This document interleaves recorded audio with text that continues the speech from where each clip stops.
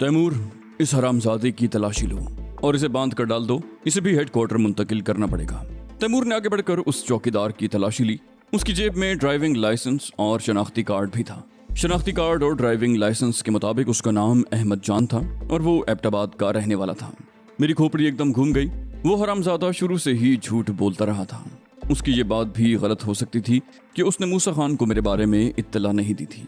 मैंने सफाक लहजे में कहा, तुझे शायद अंदाजा नहीं है कि तू किसके सामने खड़ा है। पहले मैं तुझे एक मेहनतकश समझ कर ढील दे रहा था, मगर अब तू किसी रियायत का मुस्तहिक नहीं है। तेरी जिंदगी के दिन पूरे हो गए हैं अहमद जान। उस लम्हे मेरे लहजे में ऐसी सफाकी थी कि मुझे खुद अपना लहजा अजनबी सा लगा। फिर मैंने आगे बढ़कर बाएं हाथ से उसका गला दबोच लिया। मैंने कहा, मैं तुझे हाथों से हलाक करूंगा, बच सकता है तो बच जा। मैंने उसकी गर्दन पर अपनी गिरफ्त सख्त कर दी। उसने दोनों हाथों का जोर लगाकर अपनी गर्दन छुड़ाना चाही, मगर उस बेचारे को मालूम नहीं था कि ये शिकंजा जब किसी के गले में पड़ जाए तो फिर जीते जी नहीं छोड़ता। वो खासा ताकतवर आदमी था।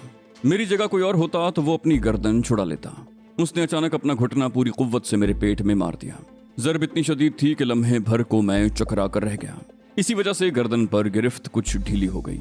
फिर मैं फौरन ही संभल गया और इससे पहले कि वो अपनी गर्दन छुड़ाता, मैंने पूरी कुव्वत से उसे दबोच लिया। वो यूं फड़फड़ाया जैसे बिल्ली की गिरफ्त में आने के बाद कबूतर फड़फड़ाता है। फिर उसकी जुबान बाहर निकल आई, आंखें भी हल्कों से बाहर आ गईं।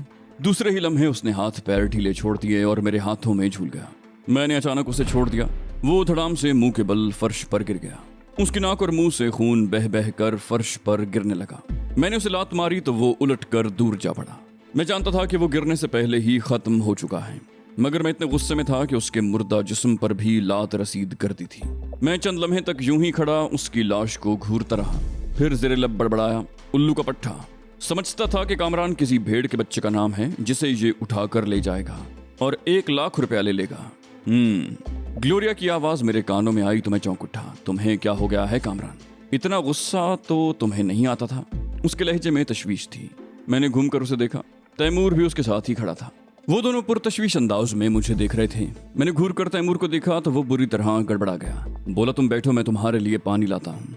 मैंने गुर्रा कर कहा, पानी की जरूरत नहीं है। मैंने कोई पहाड़ नहीं तोड़े जो तुम मुझे पानी पिलाओगे। उन्हें परेशान देखकर मैं उन दोनों से मजाक करने के मूड में था। वो दोनों ये समझ रहे थे कि मैं अपने आप में नहीं हूँ। उनके चेहरों के तासुरात और बौखलाहट से मुझे यही अंदाजा हो रहा था। फिर ग्लोरिया मुस्कुराकर बोली, अच्छा तुम बैठो तो सही, ये रिवॉल्वर मुझे दे दो। वो मुझसे यूं बात कर रही थी जैसे किसी बच्चे को बहला रही हो। मैंने बड़ी मुश्किल से अपने कहे को रोका।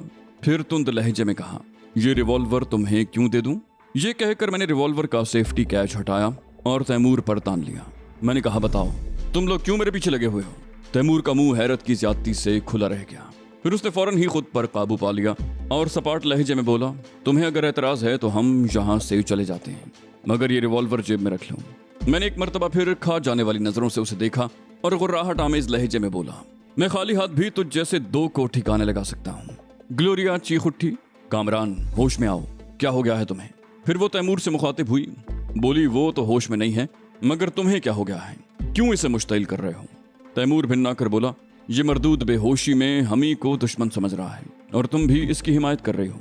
मैं रिवॉल्वर फेंक कर कहा लगाने ही वाला था कि तैमूर ने अचानक मेरे हाथ पर जोरदार किक रसीद की। रिवॉल्वर मेरे हाथ से निकल गया। फिर इससे पहले कि मैं संभलता, उसकी राउंड किक मेरे सीने पर पड़ी। मुझे ऐसे लगा जैसे छत का कोई हिस्सा टूट कर मेरे सीने पर आ गिरा हो। वो तैमूर था, कोई आम आदमी नहीं था कि उसकी भरपूर लात मेरा कुछ न बिगाड़ती।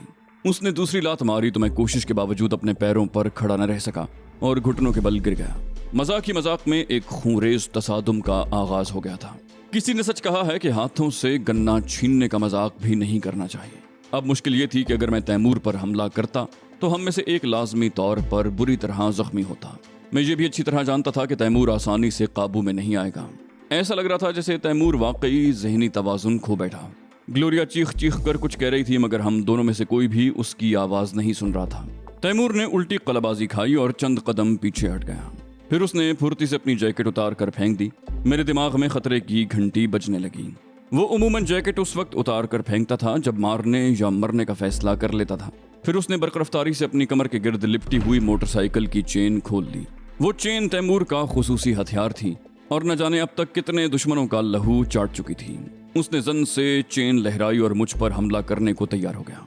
میرا مذاق اچانک ہی بہت بھیانک رخ اختیار کر گیا تھا۔ تیمور کی آنکھوں میں خون اترا ہوا تھا اور وہ کسی بھی لمحے مجھ پر وار کر سکتا تھا۔ میں نے زبردست قہقہہ لگایا اور کہا، پاگل ہو گئے ہو تیمور، میں تو مذاق کر رہا تھا۔ تیمور نے غرا کر کہا، مگر میں مذاق کے موڈ میں نہیں ہوں۔ اس نے شائیں سے چین گھما دی۔ میں پھرتی سے نیچے بیٹھ گیا، ورنہ چین میرے منہ پر پڑتی اور میرا جبڑا ٹوٹ جاتا۔ وہ بولا، اپنی جیب سے UR گن نکالو اور مجھے ختم کر دو، ورنہ میں تمہیں نہیں چھوڑوں گا۔ لحاظ اور مروت کی بھی ایک حد ہوتی ہے۔ میں دوستی نبھاتا رہا اور تم مجھے پر ریوالور تان رہے تھے۔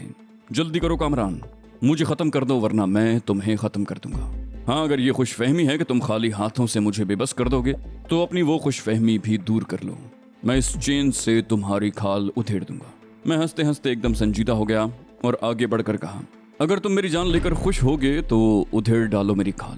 میں دونوں ہاتھ پشت پر باندھ کر کھڑا ہو گیا۔ گلوریا نے چیخ کر کچھ کہا مگر میں سمجھ نہ سکا کہ اس نے مجھے مخاطب کیا تھا یا تیمور کو۔ تیمور نے چین ہاتھ میں تولی۔ میں نے سانس روکی تاکہ ضرب کی شدت کم سے کم محسوس ہو۔ دوسرے ہی لمحے اس نے چین پھینکی اور ہنستا ہوا مجھ سے لپٹ گیا۔ اس نے گنگنا کر کہا، یہ دل میں رہنے والے دل سے نہیں نکلتے۔ میں نے بھی زوردار قہقہہ لگایا اور اسے باہوں میں بھینچ لیا۔ گلوریا چیخ کر بولی، تم دونوں ہی پاگل ہو گئے ہو، اور وہ پیر پٹکتی ہوئی وہاں سے چلی گئی۔ اس کی جھنجھلاہٹ پر ہم دونوں نے قہقہہ لگایا اور ہنستے ہوئے اس کے پیچھے لپ گئے۔ وہ ایک بیڈ روم میں تھی اور بیڈ پر بیٹھی گہرے گہرے سانس لے رہی تھی۔ ہمیں دیکھ کر بولی، میں واپس جا رہی ہوں، پاگلوں کے ساتھ میرا گزارا نہیں ہو سکتا۔ میں نے ہنس کر کہا، اچھا، جاتے ہوئے اپنے سگے کی لاش بھی لیتی جاؤں۔ وہ بولی، لاش تو اب پولیس ہی آ کر اٹھائے گی۔ آس پاس کے کسی بنگلے والے نے فائر کی آواز ضرور سنی ہوگی اور پولیس کو فون بھی کر دیا ہوگا۔ پھر وہ لڑاکا بیویوں کی طرح بولی، گھر میں ایک لاش پڑی ہے، کسی بھی لمحے پولیس یا موسیٰ خان کے آدمی یہاں آ سکتے ہیں اور تم لوگوں کو اپنے پاگل پن سے فرصت نہیں ہے۔ بعض اوقات تو تم بالکل بچے بن جاتے ہو کامران۔ کیا اس ڈرامے بازی کا یہی موقع تھا؟ اور اس لانتی آدمی کو دیکھو۔ اس نے تیمور کو قہر آلود نظروں سے گھورا۔ بولی، یہ بھی اس پاگل پن میں شریک ہو گیا؟ آئندہ اگر تم نے ایسا مذاق کیا تو میرے ہاتھوں مارے جاؤ گے۔ میں نے ہنس کر کہا، تمہیں ہاتھ پیر چلانے کی کیا ضرورت ہے؟ بس ذرا مسکرا کر ترچھی نظر سے دیکھ لو، ویسے ہی مر جاؤں گا۔ گلوریا منہ بنا کر بولی، اچھا، زیادہ بکواس مت کرو اور اس لاش کو ٹھکانے لگاؤ۔ میں نے تیمور سے کہا، چلو یار، اسے کسی کوڑے کے ڈھیر پر پھینک دیں۔ میں نے برآمدے میں کھڑے ہوئے ارد گرد کا جائزہ لیا، پھر تیمور سے کہا، لاش لے آؤ۔ میں نے جیپ کا پچھلا دروازہ کھول دیا۔ تیمور نے لاش پچھلی نشست کے پائیدان میں ٹھونس دی۔ میں نے تیمور کو اسٹیئرنگ سنبھالنے کا اشارہ کیا اور خود گیٹ کھولنے کے لیے بڑھا۔ گلوریا ہمارے پیچھے تھی۔ اس نے مجھ سے کہا کہ تم بھی گاڑی میں بیٹھ جاؤ، میں گیٹ کھول دوں گی۔ میں بھی پیسنجر سیٹ پر بیٹھ گیا۔ گلوریا نے آگے بڑھ کر گیٹ کھول دیا۔ تیمور نے زناٹے سے گاڑی باہر نکالی اور تیز رفتاری سے دائیں طرف ٹرن لے کر سائیڈ روڈ پر نکل آیا۔ میری توجہ عقب میں تھی۔ پھر مجھے خیال آیا کہ میرے پاس ریوالور نہیں ہے۔ میرا ریوالور ڈرائنگ روم میں رہ گیا تھا۔ میں نے اپنی جیبوں پر ہاتھ مارا تو تیمور مسکرایا اور جیب سے ریوالور نکال کر مجھے دیتے ہوئے بولا، تمہارا ریوالور میں نے چلتے وقت اٹھا لیا تھا۔ ویسے اس وقت گاڑی میں ہتھیاروں کی کمی نہیں ہے۔ ایک فولڈنگ رائفل تمہارے قدموں میں بھی پڑی ہے، اس کے ساتھ ہی میگزین کا ڈبہ بھی ہے۔ میں نے ریوالور لے کر جیب میں رکھ لیا۔ میری نظریں مسلسل عقب کا جائزہ لے رہی تھیں۔ تیمور بھی محتاط تھا اور بار بار بیک ویو مرر کا جائزہ لے رہا تھا۔ پھر وہ بڑبڑایا، آف وائٹ کلر کی ایک ٹویوٹا ہمارے پیچھے لگی ہوئی ہے۔ میں نے کہا، میں نے مین روڈ پر آتے ہی اسے دیکھ لیا تھا، مگر اس پر زیادہ توجہ نہیں دی تھی کیونکہ اسے کوئی عورت ڈرائیو کر رہی تھی۔ تیمور نے بیک ویو مرر میں دیکھتے ہوئے کہا، اب بھی عورت ہی ڈرائیو کر رہی ہے، مگر اس کے ساتھ گاڑی میں 3 آدمی ہیں۔ میں نے چونک کر کہا، آدمی؟ مگر اس وقت تو وہ اکیلی تھی۔ خیر، تم اسے ڈاج دینے کی کوشش کرو۔ تیمور نے اگلے موڑ پر گاڑی بائیں طرف موڑ لی۔ یہ سڑک ضیاء الدین اسپتال کی طرف جاتی تھی۔ میں نے دیکھا آف وائٹ ٹویوٹا بھی ہمارے پیچھے پیچھے گھوم گئی۔ تیمور نے رفتار ایک دم بڑھا دی۔ گاڑی چند لمحے 130 اور 40 کی رفتار سے چلتی رہی۔ پھر تیمور نے مہارت کا مظاہرہ کرتے ہوئے سپیڈ کچھ کم کی اور دائیں طرف مڑ گیا۔ وہاں سڑک کے درمیان میں چھوٹا سا ایک کٹ تھا۔ ٹویوٹا والی کے گمان میں بھی نہ ہوگا کہ تیمور اتنے خوفناک طریقے سے ٹرن لے گا۔ ٹویوٹا کی رفتار بھی اتنی ہی تھی، اس لیے وہ تیزی سے سیدھی نکل گئی۔ میں جانتا تھا کہ اب دور تک روڈ کے درمیان کوئی کٹ نہیں ہے۔ 2 رویا سڑک کے درمیان خاصا چوڑا ایک نالا تھا جس پر چڑھے بغیر ٹویوٹا ہمارا تعاقب نہیں کر سکتی تھی۔ صرف ایک صورت تھی کہ وہ یو ٹرن لے کر اسی روڈ پر رانگ سائیڈ سے ہمارے پیچھے آئے اور اسی راستے سے مڑے جہاں سے تیمور نے ٹرن لیا تھا۔ میں نے گھوم کر دیکھا، ٹویوٹا کی ڈرائیور نے پھرتی سے بریک لگایا اور گاڑی کو دیوانہ وار یو ٹرن دے کر میرے اندازے کے مطابق رانگ سائیڈ پر دوڑانے لگی۔ بے اختیار میرا دل چاہا کہ یا تو کوئی ٹریفک سارجنٹ کہیں سے نمودار ہو اور اس کا راستہ روک لے، یا پھر سامنے سے آنے والی کسی گاڑی سے اس کا تصادم ہو جائے۔ मेरे देखते ही देखते उसने एक वेस्पा सवार को टक्कर मारी। वो बेचारा साइड से निकलकर मेन रोड पर आ रहा था, मगर उसकी सारी तवज्जो बाईं तरफ से आने वाली ट्रैफिक पर थी। वो उसी रास्ते से निकला था जहां से तैमूर ने यू टर्न लिया था। टोयोटा की ड्राइवर भी गाड़ी को बगुले की तरह उसी तरफ ले जा रही थी। उसने वेस्पा के अगले हिस्से पर जोरदार टक्कर मारी। सवार उछलकर नाले में जा गिरा और टोयोटा नाले की उभरी हुई दीवार से टकरा कर रुक गई। तैमूर ने जोरदार कहका लगाया और गाड़ी को सीधा लेता चला गया। हम लोग इस मर्तबा नॉर्थ नाज़िमाबाद के ब्लॉक ए को उबूर करते हुए बोर्ड ऑफिस और यूथ सेंटर के पास जा पहुंचे।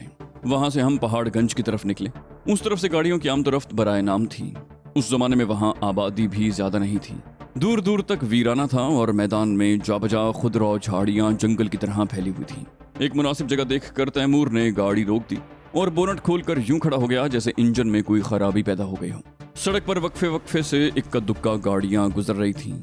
मैंने सड़क की मुखालिफ समत वाला पिछला दरवाजा खोला और मौका मिलते ही फुर्ती से अहमद जान की लाश झाड़ियों में फेंक दी। दिन दहाड़े किसी लाश को ठिकाने लगाना खासा खतरनाक है, मगर इसके सिवा हमारे पास कोई दूसरा रास्ता भी नहीं था। लाश फेंकते ही मैं झपट कर गाड़ी में सवार हुआ। तैमूर भी उस वक्त तक बोनट बंद करके स्टीयरिंग पर बैठ चुका था। फिर उसने झटके से गाड़ी आगे बढ़ा दी। हमें अपने ब्लॉक तक पहुंचने में मुश्किल से 10 मिनट लगे।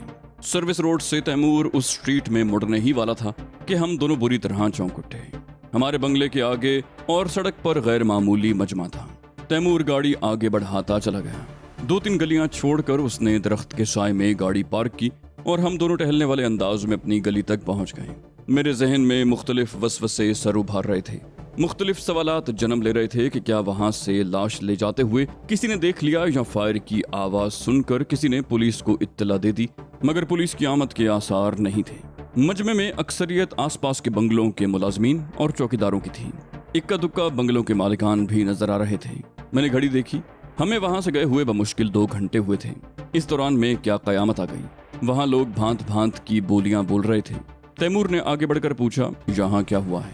अधेड़ उम्र का एक आदमी बोला, अरे साहब क्या बताएं, अंधेर है अंधेर। अब तो लोगों की इज्जत घरों में भी महफूज नहीं। ये कहकर वो खामोश हो गया।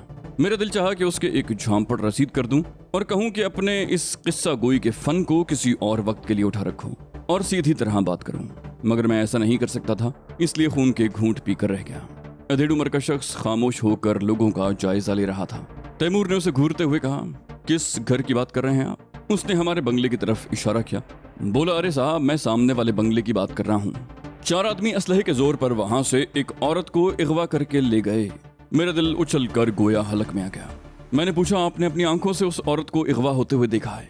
उसने पुरजोश लहजे में कहा, हाँ साहब आंखों देखा कह रहा हूँ। मैं सामने वाले बंगले का ड्राइवर हूँ। मैंने उन लोगों को बंगले में घुसते हुए नहीं देखा। शायद मेरे आने से पहले वो बंगले में मौजूद थे। मैं गाड़ी साफ कर रहा था कि सामने वाले बंगले से फायरिंग की आवाज आई। पहले 2-4 फायर हुए, फिर तो गोया गोलियों की बारिश होने लगी। मैं भागकर अपने क्वार्टर में जाने लगा। फायरिंग से मैं इतना घबरा गया था कि बंगले का दरवाजा बंद करना भी भूल गया था। उसी वक्त मैंने देखा कि 4 आदमी एक लड़की पर राइफलें ताने बाहर आ रहे थे। बंगले के बाहर उनकी गाड़ी मौजूद थी। उन्होंने लड़की को जबरदस्ती गाड़ी में सवार किया और हवाई फायरिंग करते हुए फरार हो गए। तैमूर ने पूछा, कैसी लड़की थी? वो बोला, जैसी खाते पीते घरानों की लड़कियां होती हैं, खूबसूरत और गोरी चिट्टी। ग्लोरिया ने भी अपना हुलिया बदल रखा था। वो शलवार कमीज में मलबूस थी और उसने बाल भी स्याह कर लिए थे। इस हुलिये में कोई उस वक्त तक उस पर शुबा नहीं कर सकता था कि वो गैर मुल्की है जब तक वो बात न करती। मैंने पूछा, अगवा करने वाले कैसे थे? वो बोला, 4 हट्टे कट्टे थे। उनमें से एक ने जैकेट और चुस्त जीन्स पहन रखी थी। बाकी 3 आदमी शलवार कमीज में थे। मैंने पूछा, उनके चेहरों से कुछ अंदाजा हो रहा था कि उनका ताल्लुक किस इलाके से है? उसने घूर कर मुझे देखा और बोला, आप तो पुलिस वालों की तरह पूछगिछ कर रहे हैं साहब, कहीं आपका ताल्लुक पुलिस से तो नहीं है? मेरे दिल में आया उससे कहूँ कि हाँ मेरा ताल्लुक पुलिस से है। पुलिस का नाम सुनकर वो सब कुछ बता देता, मगर फिर कुछ सोच कर रह गया, क्योंकि मुझे यकीन था कि किसी न किसी ने जरूर पुलिस को फोन किया होगा और वो लोग पहुंचने ही वाले होंगे। मैंने जवाब देने की बजाय ड्राइवर से पूछा, तुमने पुलिस को इत्तला कर दी? बोला, बेगम साहब ने पुलिस को इत्तला दे दी थी, मगर मैंने उनसे कह दिया था कि मैं गवाही नहीं दूंगा। मैं और तैमूर गैर महसूस तरीके से मजमे से निकल गए। मैंने तैमूर से कहा, इसका मतलब यह है कि मूसा खान के आदमियों ने ग्लोरिया को अगवा कर लिया है। तैमूर ने कहा, बज़ाहिर तो यही नजर आता है। फिर कुछ सोचकर बोला, हम लोगों का बंगले में रहना तो बहुत जरूरी है। मैंने तल्ख लहजे में कहा, तुम समझ रहे हो कि तुम्हारी इत्तला पर पुलिस मूसा खान के खिलाफ कार्रवाई करेगी? मुमकिन है पुलिस वाले हम ही को फांसने की कोशिश करें। मूसा खान पुलिस को लाखों रुपए महीना चंद के तौर पर नहीं देता। وہ لوگ تو موسیٰ خان کے خلاف FIR بھی درج نہیں کریں گے۔ تیمور نے کہا پھر کیا گلوریا کو ان کے رحم و کرم پر چھوڑ دیں؟ میں نے جواب دیا میں نے یہ کب کہا؟ پھر مجھے خیال آیا کہ نہ جانے گلوریا نے ڈرائنگ روم سے احمد جان کی موجودگی کے نشان صاف کیے یا نہیں۔ میں نے اپنے اس خدشے کا اظہار تیمور سے بھی کیا۔ وہ بولا وہاں فائرنگ ہوئی ہے، پولیس کو خون کا کوئی دھبا نظر بھی آیا تو یہی سمجھا جائے گا کہ اغوا کرنے والوں یا مغویہ میں سے کوئی زخمی ہو گیا ہوگا۔ اس دوران میں ہم گاڑی تک پہنچ چکے تھے۔ میری سمجھ میں نہیں آ رہا تھا کہ اب مجھے کیا کرنا چاہیے۔ مجھے موسیٰ خان کے اڈے کا علم تھا، مگر کوئی ضروری نہیں تھا کہ گلوریا وہیں موجود ہو۔ شہر میں موسیٰ خان کے 20 ٹھکانے تھے، گلوریا کہیں بھی ہو سکتی تھی۔ میں نے پوچھا تمہارا کیا خیال ہے تیمور؟ موسیٰ خان نے گلوریا کو کہاں رکھا ہوگا؟ تم بھی تو موسیٰ خان سے اچھی طرح واقف ہو۔ وہ بولا نہ صرف واقف ہوں بلکہ کئی برس پہلے میں نے اس کے لیے کام بھی کیا تھا۔ میں نے چونک کر کہا اچھا، یہ تو میرے لیے بھی اطلاع ہے، تم نے اس کے لیے کب کام کیا؟ وہ بولا یہ کئی سال پہلے کی بات ہے، میں ان دنوں کالج میں پڑھتا تھا، مجھے اس راستے پر ڈالنے والا بھی موسیٰ خان ہی ہے۔ پھر وہ سر جھٹک کر بولا ہم لوگ گلوریا کو وہاں سے نکالنے کی بات کر رہے تھے، میرا خیال ہے کہ وہ گلوریا کو باتھ آئی لینڈ لے گیا ہوگا، اگر ہم وہاں پہنچ جائیں تو۔ لیکن نہیں، وہ خود کلامی کے انداز میں بول رہا تھا، میرا خیال ہے موسیٰ خان کی بھانجی کو اغوا کر لیں۔ میں نے ہنس کر کہا بھائی ذرا زور سے بولو، یہ موسیٰ خان کی بھانجی کہاں سے آ گئی؟ بولا بہت کم لوگ بلکہ گنتی کے چند لوگ جانتے ہیں کہ موسیٰ خان کی ایک بہن بھی ہے۔ موسیٰ خان اسے اپنی جان سے زیادہ عزیز رکھتا ہے۔ موسیٰ خان نے اس کی شادی شہر کے ایک بزنس مین سے کی تھی، کسی کو بھی علم نہیں ہے کہ اس کی کوئی بہن بھی ہے، مجھے بھی بس اتفاق سے معلوم ہو گیا تھا۔ تمہیں یاد ہوگا کہ ان دنوں شہر میں بچوں کے اغوا کی وارداتیں ہو رہی تھیں، ان دنوں موسیٰ خان نے مجھے اپنی بھانجیوں کی حفاظت کے لیے بھیجا تھا، مگر مجھ سے اس نے یہی کہا تھا کہ میرے ایک دوست کو اپنی بچیوں کے لیے محافظ کی ضرورت ہے۔ کچھ دن کے بعد مجھے معلوم ہوا کہ وہ موسیٰ خان کی سگی بہن کا گھر ہے، وہ خود بھی ہفتے میں 1-2 دفعہ بہن سے ملنے جاتا تھا۔ میں نے کہا ہم بھانجی کی بجائے اس کی بہن کو ہی نہ اٹھا لیں، بچوں کو اغوا کرنے کے تصور ہی سے مجھے وحشت ہوتی ہے۔ تیمور ہنس کر بولا بچے کیسے بھائی؟ یہ میں 10 سال پہلے کی بات کر رہا ہوں، اس وقت موسیٰ خان کی بڑی بھانجی شہانہ 8-9 سال کی تھی، کیا وہ اب بھی بچی ہوگی؟ میں نے کہا مگر کیا ضروری ہے کہ اس کی بہن ابھی تک وہیں مقیم ہو؟ میں نے کہا یہ کوئی پرابلم نہیں ہے، اس کا بہنوئی کاروباری حلقے میں خاصا مشہور ہے، اس کی فرم AR ٹریڈرز کے نام سے مشہور ہے، اس کا فون نمبر تو ہمیں ڈائریکٹری سے بھی مل جائے گا۔ میں نے گاڑی میں بیٹھتے ہوئے کہا تو پھر چلو، یہاں وقت کیوں ضائع کر رہے ہیں؟ پھر ہنس کر بولا ویسے مجھے معلوم نہیں تھا کہ تم اتنے پرانے پاپی ہو۔ تیمور نے گاڑی سٹارٹ کرتے ہوئے کہا محبت کا اثر بھی تو ہوتا ہے نا، ویسے ان دنوں میں خود بھی کالج میں پڑھتا تھا۔ پھر وہ گاڑی آگے بڑھاتے ہوئے بولا میرا خیال ہے فی الحال ہم محمد علی سوسائٹی والے بنگلے پر چلیں، وہاں سے ضروری معلومات حاصل کر کے آپریشن پر نکلیں گے۔ فرڈیننڈ ہمیں دیکھ کر حیران رہ گیا، اس سے ہم نے یہی کہا کہ اب 2-4 دن کے بعد رابطہ کریں گے۔ جب اسے یہ معلوم ہوا کہ گلوریا کو موسیٰ خان کے آدمیوں نے اغوا کر لیا ہے تو وہ بھی پریشان ہو گیا، بولا مجھ سے بھی غلطی ہو گئی۔ میں نے پچھلے دنوں ایک چھوٹا سا مائکرو ٹرانسمیٹر کمپلیٹ کیا تھا، سوچا تھا کہ ایک سیٹ آپ تینوں کو بھی دے دوں گا، مگر اس میں چھوٹا سا ایک کام باقی تھا اس لیے دے نہ سکا۔ میں نے حیرت سے کہا مائکرو ٹرانسمیٹر؟ بولا ہاں یہ کوئی نئی چیز نہیں تھی، مگر میں نے اسے بہت زیادہ حساس بنا دیا ہے، پہلے کے مقابلے میں بہت مختصر کر دیا ہے، اتنا مختصر کہ وہ چھوٹے سے ایک بٹن، سگریٹ ہولڈر، ٹائی پن اور کف لنک میں بھی فٹ ہو سکتا ہے، اور اتنا حساس ہے کہ 100 کلومیٹر کے علاقے میں کام کر سکتا ہے۔ ایسے ٹرانسمیٹر پہلے بھی تھے مگر ان کی رینج بہت کم تھی۔ پھر میں نے اس میں لوکیشن فائنڈر ڈیوائس بھی لگائی ہے، اگر گلوریا کے پاس وہ ٹرانسمیٹر ہوتا تو ہم بہت آسانی سے معلوم کر سکتے تھے کہ اس وقت وہ کہاں ہے۔ تیمور نے کہا اور اگر وہ 100 کلومیٹر کی رینج سے باہر ہوئی تو؟ فرڈیننڈ کی بجائے میں نے کہا ظاہر ہے پھر اس کا کوئی سراغ نہ ملتا، مگر ہم لوگ بھی ہاتھ پر ہاتھ دھر کر تو نہیں بیٹھ سکتے، گلوریا جو ہی رینج میں آتی ہمیں اس کا سراغ مل جاتا۔ خیر تم ٹیلی فون ڈائریکٹری لے کر آؤ، میں نے اپنے کمرے کی طرف بڑھتے ہوئے فرڈیننڈ سے کہا۔ 1 گھنٹے کے بعد ہم پوری تیاریوں کے ساتھ موسیٰ خان کی بہن کے گھر جا رہے تھے، اگرچہ یہ ایک گھٹیا حرکت تھی مگر مجبوری تھی، ہم شاہانہ کو تاوان یا بردہ فروشی کے لیے اغوا نہیں کر رہے تھے، بس موسیٰ خان پر پریشر ڈالنا تھا۔ موسیٰ خان کا بہنوئی آصف علی ڈیفنس کے فیز 5 میں رہتا تھا، ڈائریکٹری سے ہمیں اس کا پورا ایڈریس بھی مل گیا، اس لیے ہمیں مکان ڈھونڈنے میں کوئی دقت نہ ہوئی۔ فرڈیننڈ سے ہم نے صرف ایک آدمی کا مطالبہ کیا تھا، ایسا آدمی جو ڈرائیونگ میں ایکسپرٹ ہونے کے ساتھ ساتھ بے جگر بھی ہو۔ یوں امان ہمارے ساتھ تھا، مجھے معلوم نہیں تھا کہ وہ کیسا فائٹر ہے، مگر اس کے جسم کی ساخت اور مضبوط کلائیوں سے اندازہ ہو رہا تھا کہ وہ جاندار آدمی ہے۔